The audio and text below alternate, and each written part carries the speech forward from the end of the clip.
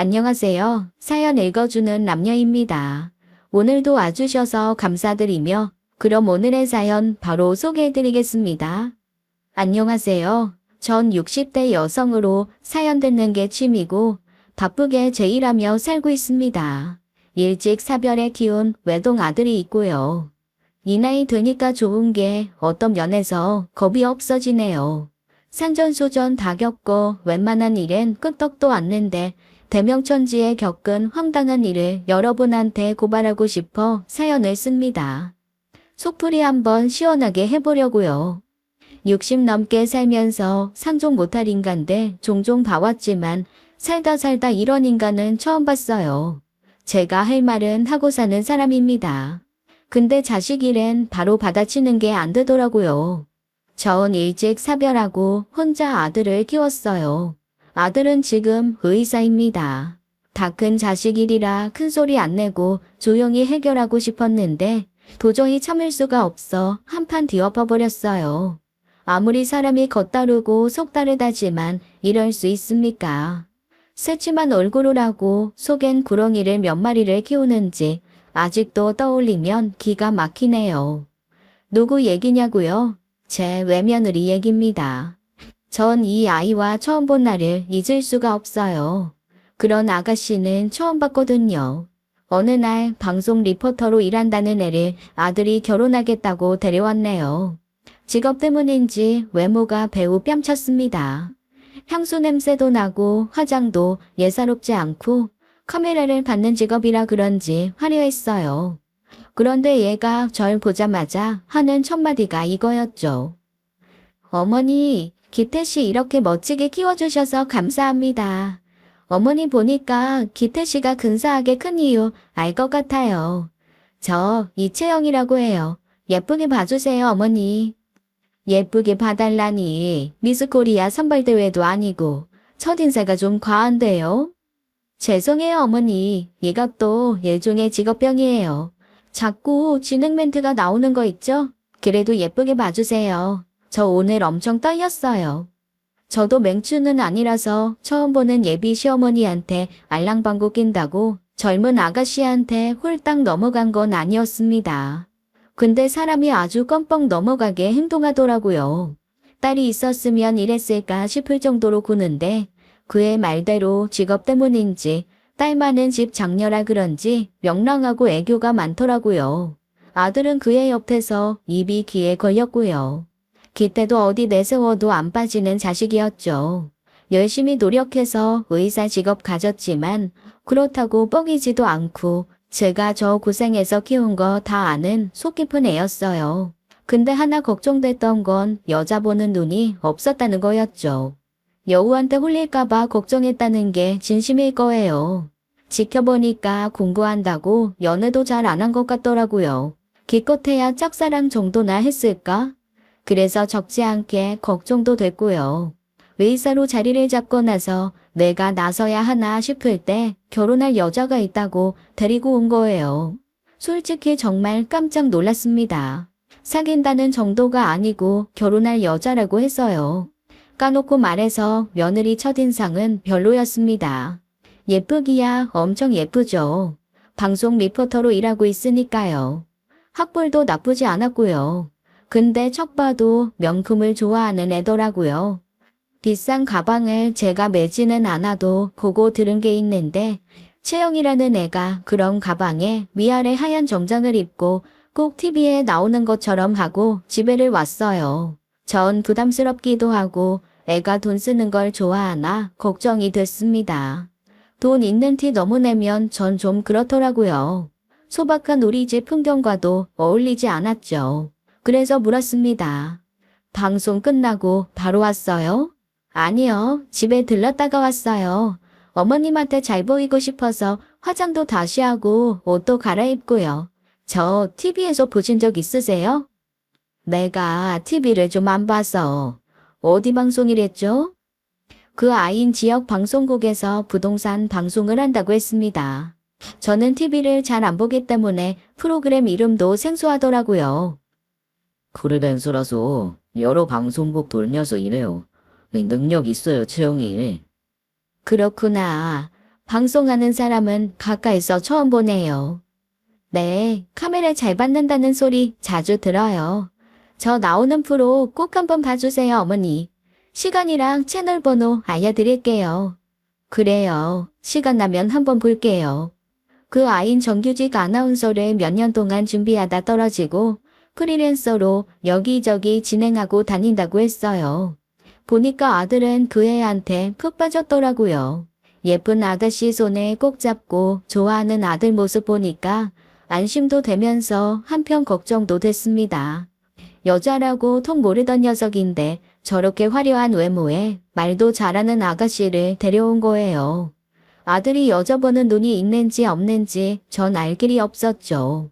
하지만 걱정은 뒤로하고 정성껏 상을 차렸습니다. 아들과 전 낡은 주택에서 살고 있었어요. 여기서 아들 어렸을 때부터 살았습니다. 추억이 너무 많고 이웃이랑도 친해서 이사도 안 하고 살고 있었죠.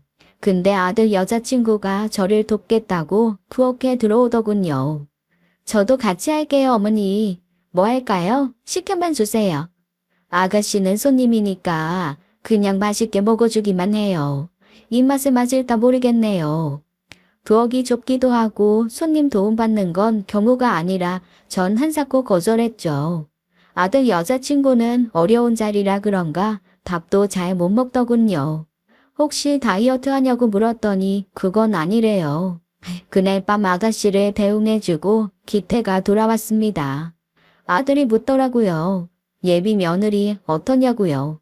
전 잘 모르겠다고 했어요. 넌 그 아이 어디가 그렇게 좋으냐? 엄마 쑥스럽게 뭘 그런 걸 물어요. 연애 처음 아니야? 아내 될 만한 사람이다라는 걸 언제 느꼈냐고. 아들은 쉽게 대답을 못하고 머리만 극적였죠.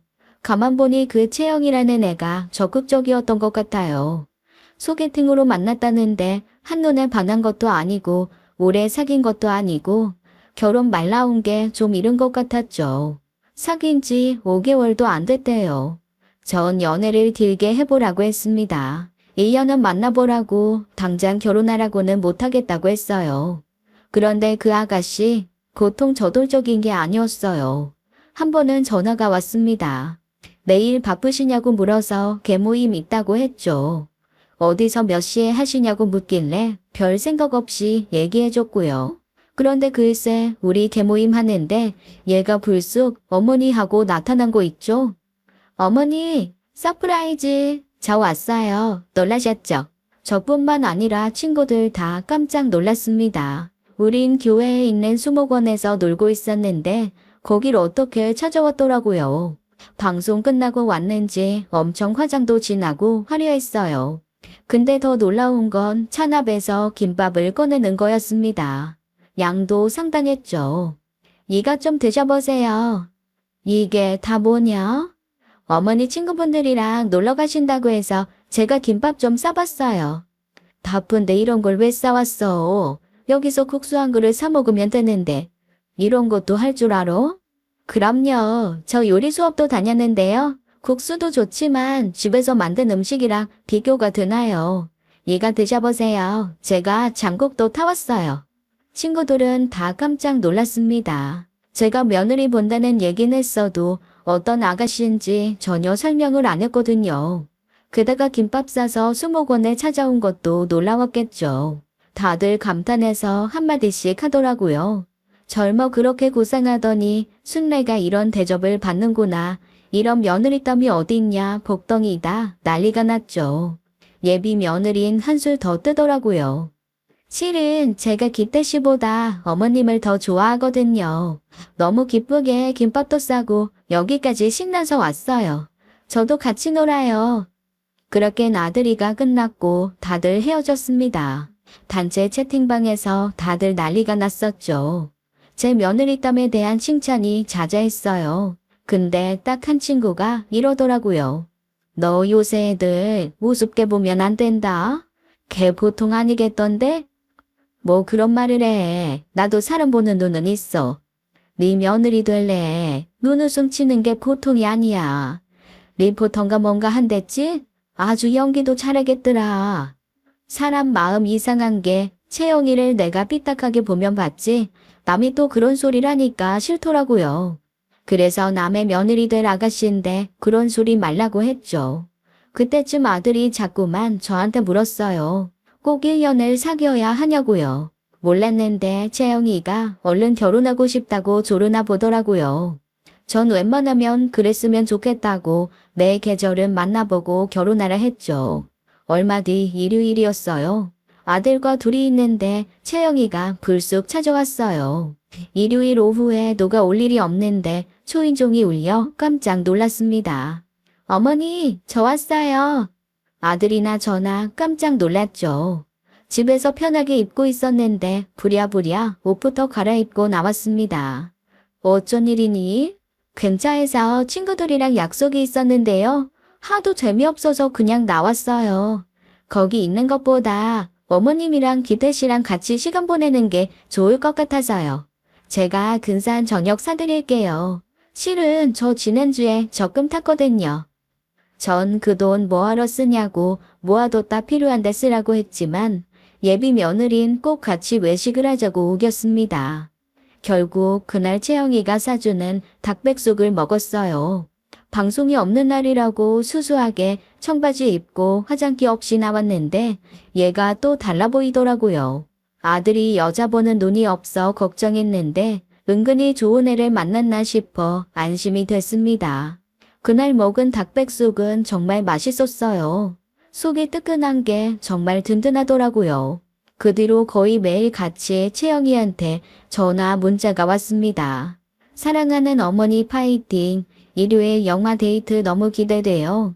이렇게 사람을 녹이는데 한 달을 고민한 전 기태를 출근시키면서 이렇게 말했죠. 채영이한테 전해라. 상견례 날짜 잡자고. 너희 둘 결혼해. 그러는 게 좋겠다. 어머니, 결정 내리신 거예요? 아이, 진짜. 아침부터 저 이렇게 놀래키시면 어떡해요. 아들은 뛸 듯이 기뻐했고 곧 상견례가 잡혔습니다. 사돈 내외와 채영이는 그날 부티가 엄청 나더라고요. 다들 명품 가방에 옷도 잘 차려입고 나왔죠. 기태 말로는 사돈 어른이 작은 회사를 운영하신다고 했어요. 저도 자영업자로 식당을 운영하고 있었습니다. 채영이한테도 작게 식당을 하고 있다고 한번 놀러 오라고 했었고요.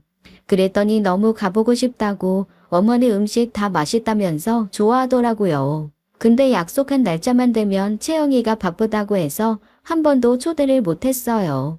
상견례는 무난하게 치렀습니다. 그렇게 결혼식까지 일사천리로 진행이 됐어요. 제 딴에는 며느리한테 해줄 건 다 해줬다고 생각해요. 너무 사치 부리지 않는 선에서 남들 한다는 건 다 해주고 며느리를 맞이했습니다. 아들 내외 신혼여행 보내고 친척 친구들이랑 잔치까지 하고 집에 혼자 온 날은 기분이 시원섭섭하더라고요. 기태 3살 때 남편과 사별해 여기까지 온 게 스스로도 자랑스럽고 시원하기도 했어요. 이제 아들 잘 사는 일만 남았고 저는 건강하게 제 일 잘하고 그렇게 노후를 보내면 된다고 생각했죠. 그러나 제 기대는 산산조각 났습니다. 결혼하자마자 며느리가 검은 속내를 드러내더라고요. 처음엔 얼떨떨했는데 가만 보니 이 아이 기태 없을 때 그렇게 절 홀대하는 거예요. 믿어지시나요? 신혼여행 다녀와 우리 집에 인사 왔을 때 며느리 표정이 차갑더라고요. 전 애들이 여행 가서 싸웠나 싶어 기태를 살폈어요. 기태는 전혀 그런 내색 없었고요. 며느리 내내 말없이 있다가 밥만 먹고 일어났고 전 기태한테 물었죠. 둘이 싸웠니? 아니요. 별일 없었는데, 왜요? 둘이 대문을 나설 때 제가 잘 가라고 며느리 등을 두드렸는데 절 보면서 싫은 표정을 하더라고요. 기태 보면서는 웃고요. 잘못 봤나 싶었습니다. 또 한 번은 제가 아들 내외 집에서 그릇을 깬 적이 있었죠. 아들은 뭘 사러 간다고 나갔고 며느리와 저 둘만 있었어요. 어쩐지 저녁 내내 며느리 표정이 좋지 않더라고요. 일하다 안 좋은 일이 있었나 싶어 조용히 설거지나 해주고 가려고 했습니다. 그러다 실수로 그릇이 깨진 거였죠. 많이 미안했어요. 신접살림 제대로 써보지도 못했을 텐데 무안하기도 했고요. 저도 잘못했지만 며느리가 갑자기 소리를 질러서 그렇게 됐어요. 짜증이 난다나 뭐라나 소파에 있던 애가 갑자기 소리를 지르니 안 놀래요? 세제 묻힌 접시가 바닥에 떨어져 산산조각 났고 며느리가 달려왔습니다. 어머머, 이게 얼마짜리 그릇인데 이걸 끼면 어떡해요? 미안하구나. 여기 오지 말아라. 팔 다쳐. 내가 치우마. 미안하다. 아, 진짜 미치겠네. 이거 백화점에서 줄 서서 산 그릇이라고요. 진짜 알지도 못하면서. 속상해서 어떡해. 똑같은 거 사줄게. 걱정 마라. 됐어요. 이게 얼마짜린데 덥석 사주신다고 그러세요? 이거 어디서 파는지도 모르시잖아요. 가세요 그만. 신경질 나 진짜. 기가 막혀서 입이 안 다물어졌어요. 그릇 하나 깼다고 시어머니한테 이렇게 화를 내다니. 그것도 지들 먹은 거 설거지 해주다 그렇게 된 건데 너무 무안하고 속상하고 화가 났죠. 전 알겠다고 미안하다고 하고 집을 나왔습니다. 현관을 나서는데 아들과 마주쳤어요. 왜 벌써 가냐고 자기가 차로 데려다 주겠다고 하는데 전 싫다고 하고 나왔습니다. 아들이랑 같이 있다간 하소연을 할 것 같아서요. 그날 밤에 아들한테 문자가 오더라고요. 며느리가 저 안 다쳤는지 물어보라고 했다면서요. 대충 얼버무리고 전화를 끊었죠. 뭐? 안 다쳤는지 궁금해? 얘가 사람 갖고 노나? 아까 그 말버릇은 뭐고? 아휴, 머리 아파. 군에서 잠이 다 안 오더라고요. 아무리 화가 나도 그렇지 신경질이 난다느니 가라느니 결혼한 지 한 달도 안 된 새색시가 어떻게 그런 말을 할 수 있겠어요. 그런데 이틀 후 저한테 문자가 안 왔습니다. 깨진 그릇 가격이라고 액수를 딸랑 보내왔더라고요. 명품 그릇이었고 값도 많이 나갔지만 군말 없이 보내고 말았죠. 그렇게 한 기억이라 빨리 잊고 싶었어요. 그리고 며칠 후 아들한테 이런 얘기를 들었습니다. 며느리가 방송일을 접고 옷가게를 개업한다는 거였죠. 얼굴이 좀 알려진 김에 리포터 그만두고 옷이랑 비싼 액세서리를 팔기로 했다는 얘기였습니다. 쇼핑몰도 하고 이름 있는 회사로 키우고 싶다나요? 시간이 흘러 며느리는 개업을 했고 근처를 지나가던 전 가게에 들르게 됐죠. 그랬더니 며느리의 대접이 아주 가관이었습니다. 일단 저를 모른 척하는 건 기본이었고 잡상인 취급하더라고요. 제가 들어가서 서 있으니까 며느리 친구들이 묻더라고요. 언뜻 보니까 다들 방송일을 하는 처자들인 것 같았죠. 근데 채영아, 저분 누구셔? 어? 누구? 아, 신경 쓰지 마. 천천히 구경해. 옷 마음에 드는 거 많을 거야. 헛웃음이 나왔습니다. 신경 쓰지 말라는 며느리 표정이 아주 가관이었죠. 그의 말에 축하해주러 온 손님들까지 절 깔보는 것 같았어요. 며느리는 신경 쓸 거 없다면서 자기 자랑하기 바빴습니다. 다 제 아들이 뭘 해줬고 어떻게 잘해준다는 내용이었죠. 이대로 물러설 순 없었어요. 참다 못해 제가 한마디 했습니다. 예, 며느라, 나왔다. 그랬더니 며느리 표정이 사색이 되더라고요. 친구들이 놀라니까 정색을 하면서 무시하려는 거 있죠? 제가 시어머니라는 걸 밝히기 싫은 게 분명했습니다. 그 요망한 속이 다 들여다 보였어요. 저기 쓰레기 모아놓은 거 보이시죠? 그거 좀 버려주세요. 저 잠깐 문 닫고 점심 먹고 올 거예요. 사색이 된 며느린 절 가게 밖으로 끌고 나가더니 이렇게 말했습니다. 여기 왜 오셨어요? 그냥 와봤다. 지나가다. 땅값 비싼 동네에 어머니가 오실 일이 뭐가 있어요? 그리고 친구들 있는데 며느리라고 하시면 어떡해요? 내가 창피하다 이거냐? 내가 하는 식당이 이 근처야. 그것도 몰랐지? 너 왜 날 모르는 척하고 잡상인 취급하니? 암튼 가세요. 빨리요. 얘들아. 아무것도 아니야. 우리 나가서 점심 먹자. 내가 쏠게. 전 기막혀 그 골목을 나왔습니다. 애가 아주 대발해졌더라고요. 군한 마음과 함께 이런 생각이 들었습니다. 기태가 지안의 저런 성격을 아는지 모르는지 그게 궁금했어요. 하루는 아들을 불러 저녁을 먹으면서 슬쩍 물어봤죠. 채영이가 잘해주냐? 처음처럼? 그럼요. 왜요? 어머니랑 연락 자주 안 해요? 듣기로 매일 전화한다고 하던데. 아니에요? 상여우, 불려우도 모자라 설명할 길이 없었어요. 며느리라는 애는 매일 전화는커녕 가끔 봐도 날 잡상인 취급하는데 아들 기태 앞에서 거짓말도 아주 번지르르하게 하는 것 같았죠. 애가 아주 버르장머리가 없었습니다. 기태 됨됨이를 보고 결혼한 게 아니라 의사 타이틀을 보고 결혼한 것 같았어요. 얼마 뒤 설 명절이 다가왔죠. 설인데도 아들은 병원에 출근해야 했고 전 아예 며느리 볼 생각은 안 하고 있었어요. 근데 기태한테 연락이 왔습니다. 제가 만든 명절 음식이 먹고 싶다는 거였죠. 장모님한테 얻어먹으라고 했더니 처갓집은 명절에 음식을 안 한대요. 제가 그랬습니다. 음식 해줬다가 며느리가 싫어하면 어떡하냐고 그랬더니 아들이 이렇게 말하는 거였어요. 채영이도 어머니가 해주신 음식 먹고 싶대요. 장모님이 해주신 것보다 더 입에 맞다고. 전이랑 떡국, 어머니가 해준 갈비도 먹고 싶어요. 어머니가 해주시면 같이 사이좋게 먹을게요. 아니다. 제 건 남겨두고 어머니랑 채영이 둘이 오붓하게 식사하세요. 설에 못 찾아뵈서 죄송해요. 대신 다음 주말에 같이 시간 보내요, 어머니. 알았다. 엄마가 만들어서 가져다 줄게. 며느리가 구박한다고 아들 좋아하는 음식을 안 할 필요는 없잖아요. 전 속이 푹푹 썩으면서도 음식을 하나하나 했습니다. 아무래도 저랑 산세월이 많으니 아직은 제 음식이 입에 맞겠다 싶었어요. 또 안 싸도는 명절 음식을 안 하신다니 겸사겸사 했습니다. 만든 음식을 갖고 아들 내외 아파트로 갔죠. 음식들을 경비실에 맡길까 하다가 그냥 집으로 올라갔습니다. 물론 며느리가 보기 싫었지만 아들 먹고 싶다는 음식 차디차게 씹는 게 싫었어요. 또 며느리가 성질내면서 내다 버리면 어떡하나 싶기도 했고요. 저 문을 두드렸고 며느리는 민망한 차림으로 문을 열더라고요. 해가 중천인데 자다가 깼는지 야시시한 속옷 차림으로 문을 벌컥 열어서 제가 다 놀랐습니다.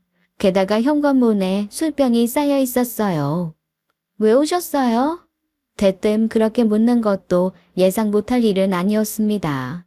밤에 혼자 술 마셨는지 냄새가 말도 못했죠.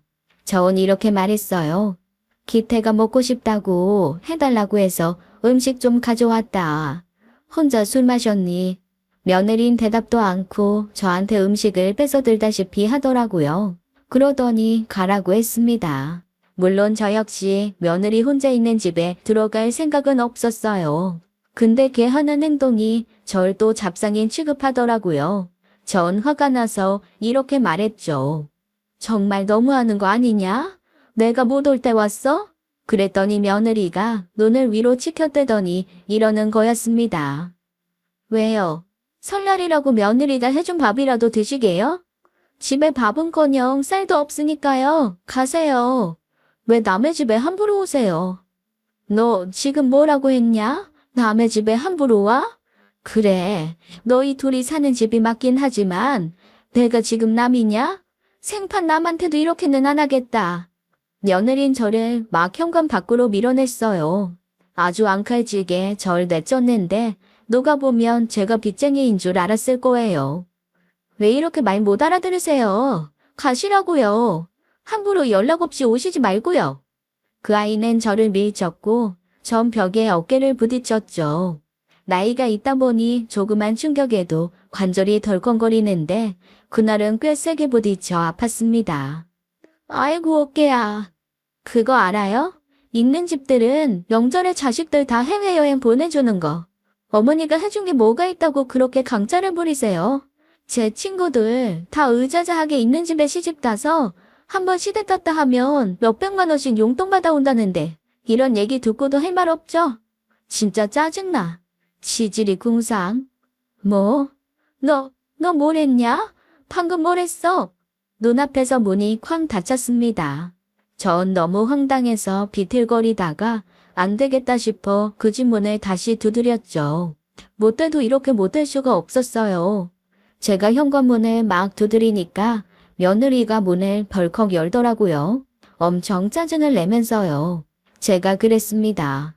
어디서 배운 말버릇이냐고, 네가 이러는 거 기태도 아냐고요. 그랬더니 며느리가 하는 말이 저보고 뭐가 있어 그렇게 당당하냐는 거예요. 이 집도 차도 다 남편이 한 건데 어머니가 무슨 권리로 이 집에 드나드냐고 하는 거 아니겠어요? 집에 올 때 냄새나는 음식 말고 돈이나 들고 오래요. 그러면 반겨주겠대요. 한마디로 돈 없고 가난한 시어머니는 상종하기 싫다 이거였습니다. 전 할 말을 잃었어요. 그 길로 나와 집에 돌아갔죠. 상종 못할 애라는 거 분명히 알게 됐고 속이 상하다 못해 타들어갔습니다. 이제 확실히 알겠더라고요. 제가 며느리 잘못 들였다는 것을요. 쫓겨나듯 아들 집에서 나온 저는 이를 득득 알았어요. 앞으로 절대 며느리가 있을 땐 그 집에 가지 않겠다고 다짐했죠. 벽에 부딪혀 어깨를 다친 것도 화가 났지만 더 기가 막힌 건 아들 기태가 아무것도 모르고 있다는 거였어요. 그때부터 치열한 고민이 시작됐습니다. 며느리의 실체를 알려야 하나 말아야 하나 너무 고민이었어요. 한편으론 아들이 행복한지 확인도 하고 싶었고요. 저한테 막대하는 며느리 기분 같아선 다 까발리고 싶었지만 아들이 좋다면 아들한테는 잘한다면 이 결혼 깰 순 없었습니다. 그날 밤 제 속을 알 리가 없는 아들이 전화를 했더라고요. 새벽에 퇴근해 전을 데워 먹었대요. 며느리도 같이 먹었냐고 물었더니 속이 안 좋다고 해서 혼자 대충 먹었다고 하더라고요. 요새 기업한 며느리 가게가 엄청 잘 된다나요? 돈 버느라 힘들어한다고 아들 딴엔 배려를 하나 보더라고요. 그래도 명절인데 집에서 쉬는 사람이 밥상이나 따뜻하게 차려주면 좋으련만 누구한테 뭘 기대하겠어요. 어떻게 보면 그런 며느리 선택한 아들도 문제였죠. 여자 보는 눈이 어쩌면 그렇게 없을까 혼자서 속이 푹푹 썩었습니다. 알리고 싶지 않았는데 아들은 제가 어깨를 다친 걸 알고 집에 자주 왔죠. 며느리도 한두 번 따라오더라고요. 와서 기태가 볼 때는 찜질을 해준다 어쩐다 난리를 치다가 기태가 어딜 가면 안면 물수 바로 들어가네요. 다리 꼬고 핸드폰만 보는데 내 자식이면 등짝을 때렸을 겁니다. 차라리 안 오면 속이나 편하지 기태 따라오면 제 속이 말이 아니었어요. 다친 어깨 치료하고 그달이 지나갔고 저 두 얼굴의 며느리를 어떻게 해야 하나 고민하던 때였죠. 그리고 기어이 일이 벌어졌습니다. 며느리가 기업한 옷가게 근처에는 유명한 레스토랑이 있었어요. 강남에서도 손꼽히는 비싼 곳이었죠. 손님들도 한자락 하는 분들이 많았고요. 그 레스토랑 입구에서 며느리와 안사돈 그리고 사돈 처녀와 마주치고 말았습니다. 며느리와 안사돈은 절 보자마자 놀라더니 코웃음을 치더라고요. 며느리가 그 방종맞은 입을 함부로 놀리더라고요. 여기에 왜 있어요 어머니가? 이런 고급 식당 아무나 오는 데 아닌데요. 잘못 들어오셨으면 빨리 가세요. 사람들이 욕해요. 그게 무슨 말이니? 넌 네 갈 길 가라. 난 내 갈 길 갈 테니까. 또 며느리의 막말은 시작됐고 전 안사돈이 어떻게 하나 지켜봤습니다. 황당한 건 콩 심은데 콩 난다더니 안사돈은 그런 딸을 보며 같이 웃기만 하는 거였어요. 전 입을 떼기도 싫어서 목례만 까딱하고 자리를 피해버렸습니다. 레스토랑 안에 있는 화장실에 들어가 앉았는데 문이 열리면서 익숙한 목소리가 들렸어요. 리포터 출신이라 카랑카랑한 목소리를 가진 며느리와 안사돈이었죠. 역시나 며느리가 아나 모인인 데는 이유가 있었습니다. 안사돈 말하는 게 엄청 천박했어요. 상견례 때는 그렇게 고상한 척 하더니 다 연기였던 거였죠. 이런 고급스러운 데를 저런 촌스러운 노인네가 왜 온 거야? 격 떨어지게. 어쩌다 우연히 들어왔겠지. 이런 데인 줄도 모르고. 돈은 있을까 몰라. 그러니까 엄마, 설마 나한테 돈 내라는 건 아니겠지? 아, 짜증나. 남들은 시부모가 좋은 데도 데려간다던데. 난 이런 걱정이나 하고 있고. 됐어. 최서방이 너한텐 꼼짝 못하잖아. 그거면 됐지. 이 결혼 손해보는 장사는 아니다. 집 생겼지, 차 생겼지, 네 샵도 차렸지. 시부모 돈까지 있으면 좋았겠지만 어떡하겠어. 거기까지가 네 복인걸. 아주 덜 떨어진 얘기들을 고상하게들 하고 있었죠. 전 더 이상 놀랍지도 않았습니다.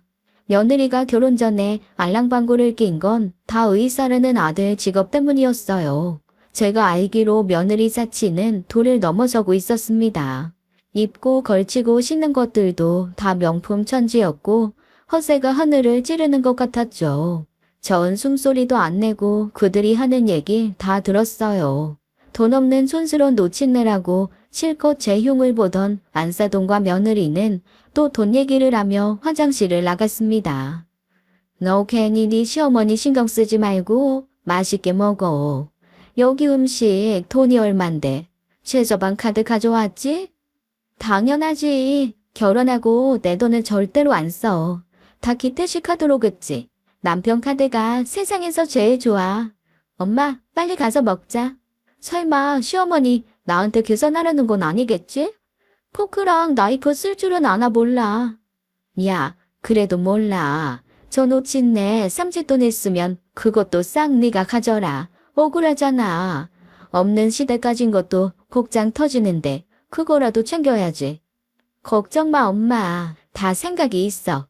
기태씨 수입, 재산, 거기에 어머니 쌈짓돈까지 결국 다 내 차지 될 거라고. 식은 죽 먹기랄까? 그들이 나가고 한참 뒤에야 전 화장실을 나왔습니다.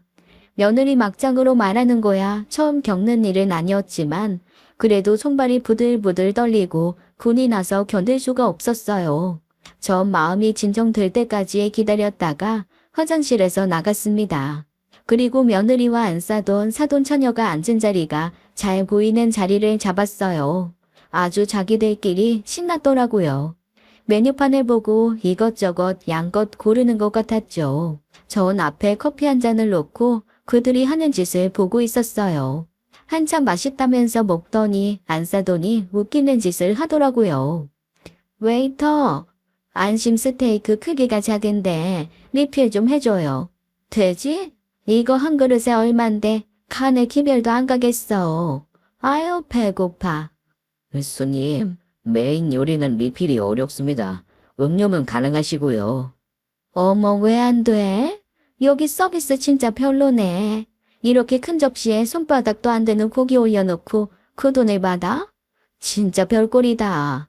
왜 유명한지 모르겠네. 불친절하다고 사람들한테 소문내도 할 말 없죠? 웬만하면 그냥 줘요. 사람도 없는데. 정말 진상 중에 상진상이었어요. 직원은 정중하게 메인 요리는 리필이 안 된다고 했고 며느리와 사돈 처녀가 옆에서 항의하는 게 보였습니다. 교양이라곤 조금도 찾아볼 수가 없었어요. 요리를 더 시키면 시켰지 메인 요리를 리필해달라는 손님은 정말 처음 보는 것 같았죠. 직원이 어이없다는 표정으로 주방으로 가길래 제가 손짓으로 불러 세웠습니다. 저 테이블 손님들 요구사항이 뭐죠? 내가 제대로 들은 거 맞아요? 안심 스테이크 리필. 그것도 세 접시나? 직원이 그렇다고 했고 전 어이없어 하는 직원에게 메인 요리 다시 해서 가져다 주고 다른 것들도 챙겨주라고 했습니다. 직원은 알겠다며 저한테 90도로 인사를 하고 주방으로 갔어요. 아니나 다를까 안사돈과 며느리 일행이 절 보고 있었죠. 자기들끼리 수근거리는 소리가 다 들렸어요. 여기가 어떤 데인 줄 알고 저렇게 아는 척을 하냐고 지금 자기들이 주문한 음식이 얼만데 계산이라도 해줄 거냐면서 비아냥거리고 웃더라고요. 계산? 무슨 계산? 돈 한 푼 없을 텐데 무슨. 직원한테 뭐라고 했길래 저렇게 공손하게 인사를 해. 괜히 기분 나쁘게. 그래도 뭐 다시 해준댔으니까 그거나 먹고 가요. 전 자리에서 일어나 며느리와 안사돈 내가 있는 테이블로 갔습니다. 도저히 참을 수가 없어 숨겨왔던 제 정체를 밝히게 됐죠. 저로서도 뜻밖의 상황이었어요. 새아가, 안사돈, 궁금한 게 참 많네요. 내가 저 직원한테 뭐라고 했을까요? 그 말도 안 되는 리필 요구 들어드리라고 했어요. 왜냐고요? 이 레스토랑 내가 대표거든요. 더 드시고 싶으면 드세요. 전혀 부담 안 되니까. 우리가 어떤 사이인데 이 정도도 못합니까? 진작 말씀하시죠. 이런데 처음 오신 것 같은데 세상 어떤 레스토랑에 가도 메인 요리는 리필이 안 되는 거 전혀 모르고 있었나 봐요. 여기서야 실수하셨지만 다른 데서는 교양 있게 행동하세요. 아시겠어요? 안사돈과 며느리의 사돈처녀는 입을 떡 벌리고 저를 보더라고요. 전 가볍게 웃어줬습니다. 왜 그렇게 놀라냐는 표정을 지으면서요. 세아가 전에 한번 말했잖니. 내가 아는 식당에 한번 오라고. 음식 맛있게 해주겠다고 했잖아. 넌 대답만 잘하더니 코빼기도 안 보이더구나. 그 식당이 여기야. 무슨 말인지 이해돼? 그럼 여기 어머니 소유예요? 어떻게 그런 일이? 여기뿐이겠니? 같은 이름으로 된 레스토랑, 내 건물들. 말하면 알기나 하겠니? 세아가 정신 차려. 걸어진 입에서 침 떨어지겠다. 뭘 그렇게 놀라니? 이 정도 가지고. 며느리는 사색이 돼서 입을 다물더니 얼굴이 홍당무가 되더라고요. 안사돈도 안절부절 못하면서 제 눈치만 보고요. 곧 직원이 갓 구운 스테이크와 샐러드, 음료들을 가져왔습니다. 전 직원에게 다시 세팅하라고 지시했어요. 직원은 저한테 대표님이라고 하며 착착 일을 했죠. 제가 손짓 한번 하니까 매니저도 달려왔고요. 그 모습을 멍하니 보던 며느리가 갑자기 무릎을 꿇었습니다. 그러면서 이렇게 말하는 거였어요. 어머니, 몰라봐서 죄송해요. 저 진짜 몰랐어요. 왜 진작 말씀 안 해주셨어요. 그랬으면 달랐을 텐데. 저 용서해 주세요, 어머니. 짐작하기론 아마 며느리 머릿속에서 계산기가 엄청 돌아갔을 겁니다. 땡전 한 푼 없이 낡은 집에서 사는 시어머니가 실은 엄청난 사업가라는 걸 깨닫고 무릎을 꿇은 거였죠. 전 코웃음을 쳤죠. 말했으면 뭐가 달라지는데 너 진짜 맹랑하구나. 가난하고 허름한 시어머니 무시해도 되고 이런 레스토랑 운영하면 깍듯이 대접하는 게 네 상식이냐? 왜 무릎을 꿇어? 어서 먹지 않고. 우리 셰프 실력 상당해. 네가 더 잘 알지 않겠니? 세상에 누가 메인 요리를 리필해달래? 이런 레스토랑에서. 안사돈, 제 쌈짓돈, 채용이 주머니에 들어가기나 하겠어요? 제 재산 감당이 되겠냐고요? 아니, 나는 그런 뜻이 아니라. 돌아가는 판이 완전히 뒤집혀 버렸습니다. 말할수록 더 기가 차고 황당하더라고요. 누구 레스토랑에 와서 저렇게 뻐기는 건지 정말 한심했어요. 전 제 젊음과 청춘, 피땀이 녹아든 이 레스토랑을 정말 아꼈습니다. 강남 한복판에서 꾸준히 인기를 끌기 위해선 고통 노력으론 부족했어요. 그런 곳에 와서 절 깎아내리다니 예의도 모르고 교양도 없이 행동하면서 절 무시한 며느리와 사돈네를 용서할 수가 없었습니다. 그래도 안사돈은 딸이 무릎을 꿇은 게 아무래도 보기 싫었겠죠. 자기 딸이 한 짓은 생각 안 하고 한마디 보태려고 해서 제가 선수를 쳤습니다. 화장실에서 다 들었습니다. 시골 노인들은 이런 데 오면 안 된다는 법이라도 있습니까?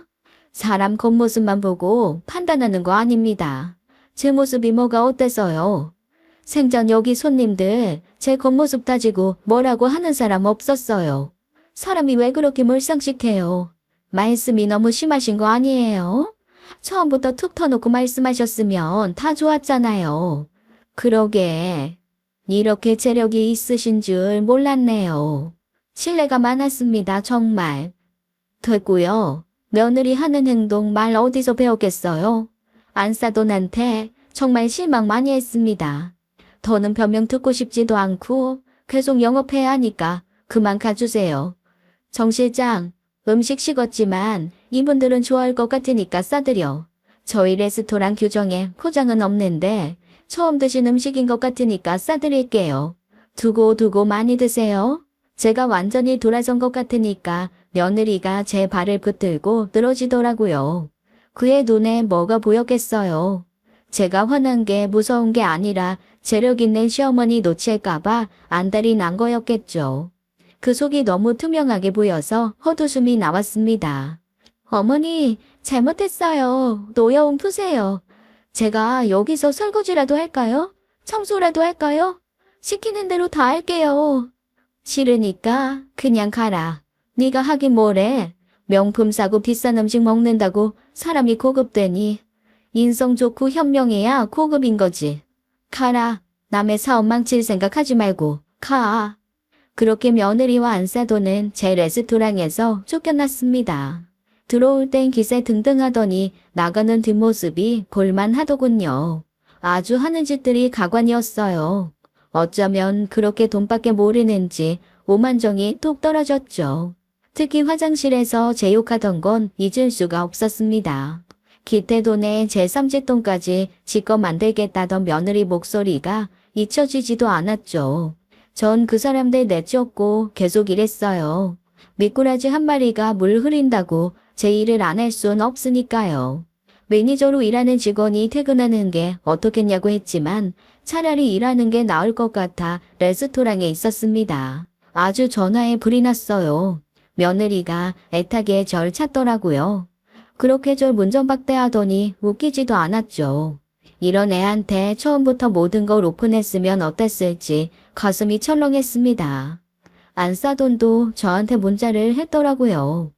죄송합니다. 자식 잘못 가르친 제 죄입니다.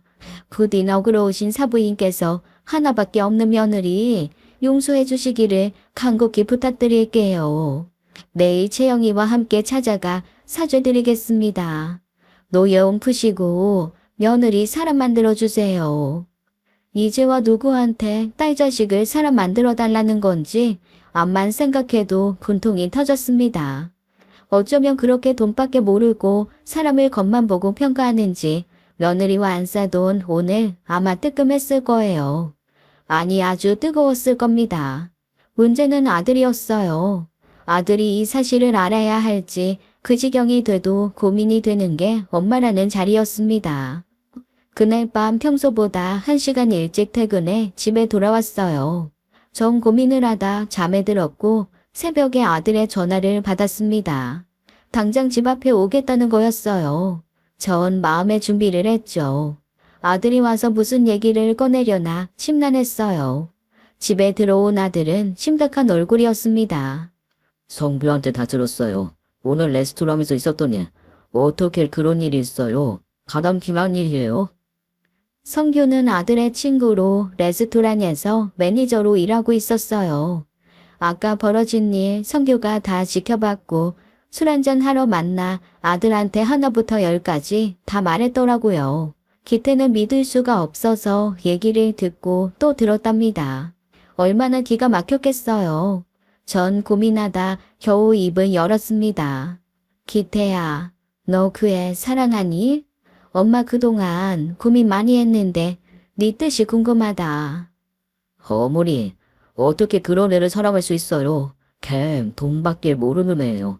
돈에 아주 환장했다고요. 아들은 오늘 있었던 일에 치를 떨더라고요. 그러면서 제가 몰랐던 얘기를 꺼냈습니다. 알고 보니 며느리는 남자 관계도 복잡했더라고요. 기태랑 결혼하기 직전까지 만난 남자가 병원으로 찾아와 그 애랑 헤어진 과정을 다 폭로하더랍니다. 읽는 돈, 지위 다 빼먹고 배신한 채영이를 순순히 용서할 수 없다면서 그 애의 과거를 다 불어버린 거였어요. 자기 말고도 몇 다리를 걸치면서 남자를 사귀었고 순진하면서 돈 잘 버는 남자 만나 결혼하는 게 꿈이라고 떠들고 다녔대요. 기태는 사람을 이용해선 안 되지 않냐며 의분을 터뜨렸습니다. 안 그래도 뭔가 이상했어. 채영이 결혼 전이나 후가 너무 달랐어요. 어머니한테 말 못했는데 속 많이 썩었어요. 내 물건 후지다고 다 내버리질 않나. 어머니 음식도 멀쩡한 걸 갖다 버리고 돈은 또 얼마나 쓰는지. 아들도 이상한 낌새를 챘던 모양이에요. 저한테 말도 못하고 속만 알았겠죠. 채영이 걔 꼴도 보기 싫어요.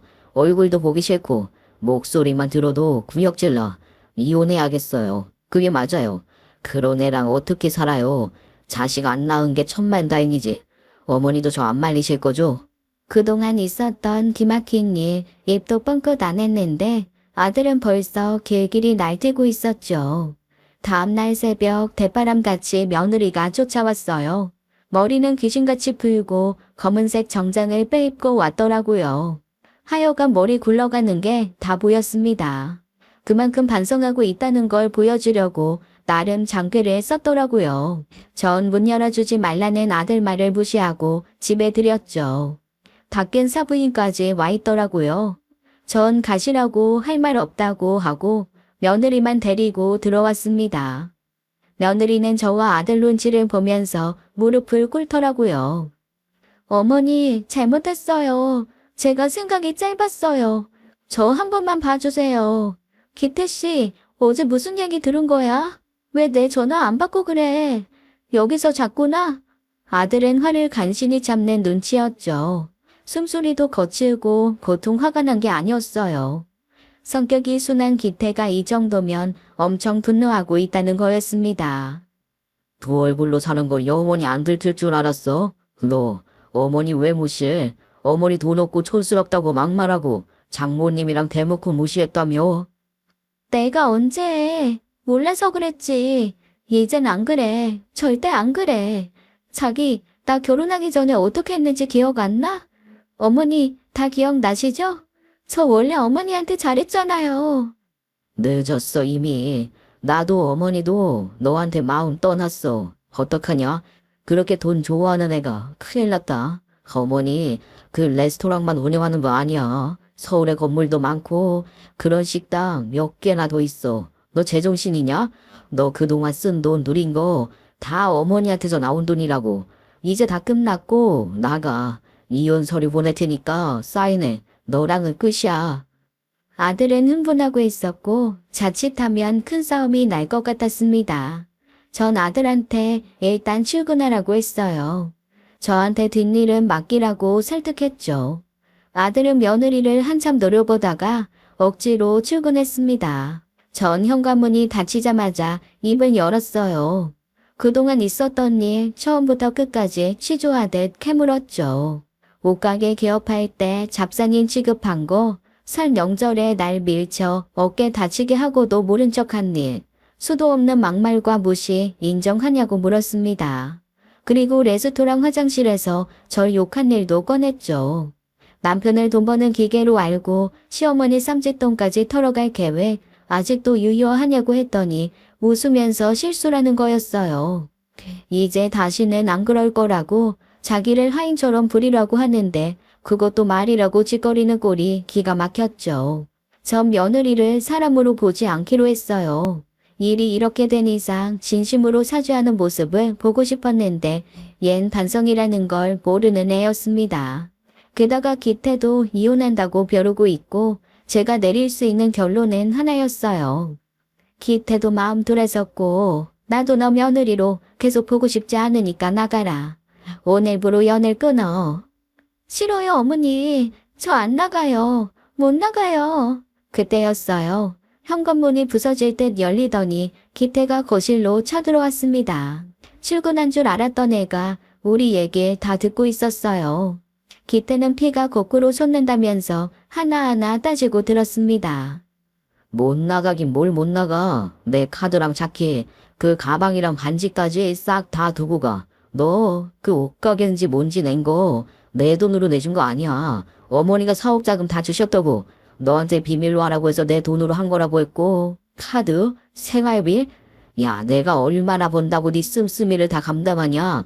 그것도 다 어머니가 도와주신 건데. 뭐? 명절 음식 해온 어머니를 벼리에 밀쳐? 어머니를 잡상인 취급해? 야, 귀신은 뭐 하는지 모르겠다. 너 같은 애 안 잡아가고. 네가 그러고도 삶이냐? 잘못했어 기태씨. 다신 안 그럴게. 한 번만 기회를 줘. 며느리는 그 말을 듣더니 더 싹싹 빌었어요. 진짜 물주가 저였다는 걸 다시 한번 듣곤 눈이 뒤집힌 것 같았습니다. 저한테 잘못했다고 바닥을 기라면 기고 발바닥을 핥으라면 핥겠다고 해서 제가 소름이 끼쳤어요. 너 같은 애 다시는 상종하고 싶지도 않다고 어쩌면 겉과 속이 그렇게 다르냐고 억지로 집 밖으로 내쫓았습니다. 며느리라고 부르고 싶지도 않은 그의 가족들도 참 즐깁니다. 그의 가족들도 참 즐깁디다. 몇 날 며칠을 우리 집이랑 레스토랑 주변을 서성이면서 끈질기게 사줘야 한다고 용서해달라고 하더라고요. 한 번은 레스토랑 매니저 성규가 저한테 전화를 했어요. 며느리가 주방에 쳐들어가 설거지를 하고 있다는 거였죠. 대표님, 진짜 이 여자 왜 이래요? 제정신 아니에요. 다짜고짜 고무장갑 끼고 설거지 하는데 나가라고 해도 들을 척도 안 해요. 기막혀서 원. 정 실장, 내가 갈 테니까 일 봐. 신경 쓸 거 없어. 이제와 바짓가랑이 잡아봤자 무슨 소용이 있겠어요. 전 그 애 내쫓고 사설 경호원까지 고용해서 그 집안 사람들이 얼씬도 못하게 했습니다. 아들 병원에까지 찾아가고 전화한다는 걸 제가 작심하고 그 인간들이랑 만나 결판을 냈어요. 거에게 위자료 청구받고 싶냐고 이혼 전문 변호사의 매운맛 좀 보고 싶냐고 하니까 그제야 꼬리를 내리더라고요. 뭐가 아쉬운지 연신 미안하다 잘못했다 엎드리는데 완전히 질려버렸습니다. 내가 살다 당신 같은 사람들 처음 봅니다. 딸 자식들 다 그렇게 키웠습니까? 돈 있는 사람 앞에선 피굴하게 굴고 없는 사람 앞에선 아무렇게나 굴어도 상관없다고요? 아들 기태, 이 결혼의 진심이었고 나도 며느리에게 최선을 다했지만 더는 인연 맺을 이유가 하나도 없네요. 끝까지 이기적이고 독한 당신들 다시는 보고 싶지 않아요. 기태 병원으로 한 번만 더 연락하거나 찾아가기만 해요. 내 경고 허투루 듣지 말아요. 이 자리까지 오는 게 쉬운 줄 압니까? 나 한다면 하는 사람이에요. 이만갑니다. 전 그 길로 그 지겨운 면상들과 작별했어요. 시간은 걸렸지만 이혼은 마무리됐고 그 막대 먹은 며느리한테 준 것도 다 돌려받았습니다. 브랜드샵인지 뭔지 한다고 일만 벌려놓고 뒷만 잔뜩 졌더라고요. 가짜를 진짜라고 속여 팔아 욕도 엄청 먹고 있었어요. 그 사업자금 결혼할 때 그 애한테 해준 걸로 다 돌려받았죠. 처치곤란인 명품들 중고로 팔아서 좋은데 기부했습니다. 사람 공부했다 셈치고요. 그러니까 며느리는 속빈 감정이었다 이겁니다. 하마터면 어렵게 일군 재산 그 머리 빈 애한테 홀딱 빼앗길 뻔했어요. 아들이 이혼 후 우리 모자 한 번은 얘기를 나눴습니다. 일이 이렇게 된 거 엄마 원망스럽지 않냐고 물었어요. 그랬더니 아들이 펄쩍 뛰네요. 그런 말이 어딨어요. 레스토랑 잘 들고 건물주 했어도 어머니 하시는 말씀 늘 똑같았어요. 겸손하라고, 괜히 돈 자랑하고 다니지 말라고. 난 너무 동의해요. 어머니 잘못 하나도 없어요. 그런 말 마세요. 전 아들에게 어려서부터 철저히 교육을 시켰습니다. 어디 가서 섣불리 있는 티 내지 말라고요. 남편은 식당을 하다가 쓰러져 기태가 3살 때 세상을 떠났어요. 그 사업체 제가 물려받아 한동안은 고생 많았죠. 하나부터 10까지 배우면서 밤새 가면서 일을 배웠고 시행착오도 많았지만 결국은 레스토랑으로 성공을 하게 됐습니다. 남편 없이 여자 혼자 사업을 하고 돈 좀 만진다니까 흑심 품고 접근하는 인간들이 얼마나 많은지 여자고 남자고 저 등쳐먹으려는 사기꾼들 참 많이 쳐냈어요. 또 돈이 많아도 낡은 집 깨끗하게 해놓고 살고 화려하진 않아도 단정하고 깔끔하게 입고 다니는 건 버릇이기도 했지만 아들을 지키기 위한 방법이었습니다. 제가 돈을 좀 버니까 아들 어릴 때 나쁜 마음 먹고 접근하는 사람들도 있었거든요. 재산은 많아도 생활을 검소하게 사는 게 여러모로 속이 편했고요. 그런 수십 년의 노력을 못난 꾀로 가로채려 들다니 한때는 며느리라고 불렀던 그 아이를 떠올리면 피가 거꾸로 솟네요. 그래도 일찌감치 눈치채 결혼생활 정리한 건 잘했다 생각합니다. 아들은 2년 정도 조용히 일만 하더니 다시 연애를 하더라고요. 그리고 볼수록 매력 덩어리인 지금의 며느리와 재혼을 했습니다. 같은 의사고 선후배 사이래요. 대학 때부터 본 사이라 10년 이상 된 인연이고요. 아들도 그렇고 저 또한 지금의 며느리랑 있으면 속이 편합니다. 집도 둘이 반반씩 구했고 집안일도 나눠서 하거나 도우미를 부르는 것 같더라고요. 뭐든 열심히 하는 게 몸에 밴 애들이라 보고 있으면 뿌듯해요. 집안 배경 상관없이 둘이 열심히 벌어서 잘 살겠대요. 하늘을 보면 열을 한다고 말이나 행동하는 게 마음에 쏙 듭니다. 며느리는 저를 처음 만났을 때 안녕하세요 한마디 하고는 차분하게 앉아 있더라고요. 첫인상부터 가볍지 않고 무게가 있었어요. 지켜보니 사치도 안 부리고 번 돈 알뜰히 모으는 것 같더라고요. 그래서 더 많이 베풀고 싶습니다. 한두 번씩 목돈 쥐어주는 재미도 있네요. 며느리가 손녀를 낳았을 땐 차 한 대 뽑아줬고요. 요샌 손녀 재롱 보는 재미에 푹 빠졌네요. 할미 할미 하면서 고 예쁜 얼굴로 웃으면 살살 녹아요. 돌잔치 때 사돈 어른들도 만났는데 참 인품이 좋으신 분들입니다. 우리 기태가 장가를 잘 든 것 같아 마음이 좋아요. 제 레스토랑에도 종종 오십니다. 같이 와인도 한 잔씩 하네요. 나중에 알게 된 사실인데 그 못된 아이 어디서 또 사기치고 다니다가 수고랑 찼다는 얘기를 들었습니다. 돈 욕심을 부리다가 기어이 범법자 되고 말았네요. 그 부모도 정신 못 차리고 딸 돕다가 집 거덜났대요. 그러거나 말거나 상관없습니다. 그 똥물 이미 치웠고 지금 우리 기태 잘 살고 있으니까 아무 상관없어요. 주말에 날씨가 좋았으면 좋겠네요. 우리 손녀랑 공원에라도 놀러 가게요. 여러분 제 사연 어떻게 들으셨나요? 긴 이야기 들어주셔서 감사합니다. 지금까지 사연 읽어주는 남녀였습니다. 끝까지 함께 해주신 여러분 감사드리며 저희는 다음 사연으로 돌아올게요. 감사합니다.